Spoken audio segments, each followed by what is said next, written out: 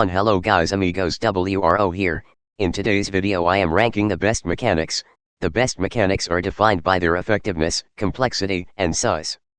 So the first mechanic we have the simple grab mechanic. The grab mechanic is really good because it's really simple, it's super effective, and it's decently small. Well, depends on how big you want it to be. You can make it really small or really big, and that's the good thing about the gripper. It's adjustable, useful, and effective. For now I'm putting high, B tier or low A tier, because of how easy it is I'm putting this mechanism in a tier. Next mechanic is slider mechanic. Now this mechanism is really unique because it's actually quite hard to use, but I recommend you try to use it. You need some specific things for this mechanism. It's really useful though if you actually get it. It's actually not that complex. Well, in the programming sense it's not that complex, but the mechanic you need some mid-level good mechanics people to make this one. It's quite effective at keep a distance from the wall. About the size it depends if you keep it inside or not. If the mechanic is slid inside itself then it's okay. This mechanism is super underrated and should be used more. You just gotta be creative with it. I am putting this mechanism in high B tier. Now on to the next one, we got the stick and lift mechanic.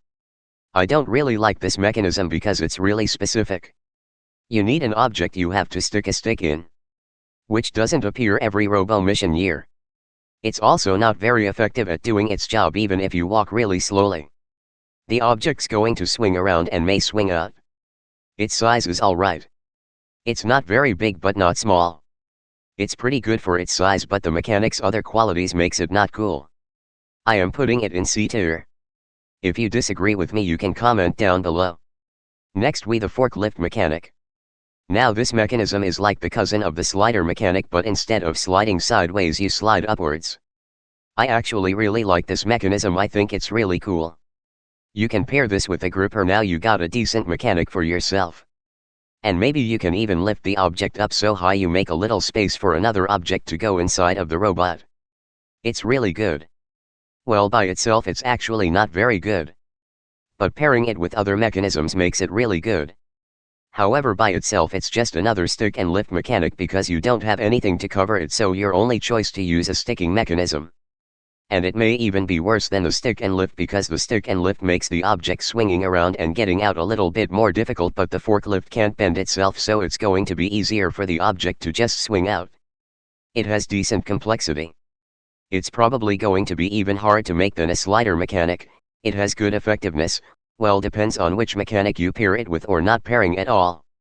It has actually good size. I am going to put it high B tier or low A tier. I am thinking high A tier right now.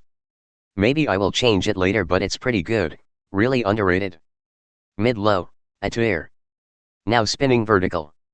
This mechanism is really awkward. It's not even that good. It needs a really specific circumstance to use. It's widely used in Robosports though. It could scoop up blocks, but having to manage it makes it really awkward. It's only good for grabbing a mass of objects and maybe sorting the really big ones from the small ones. It's quite complicated.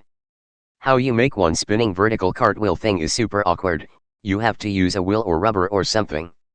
It's really effective in some cases and useless in others.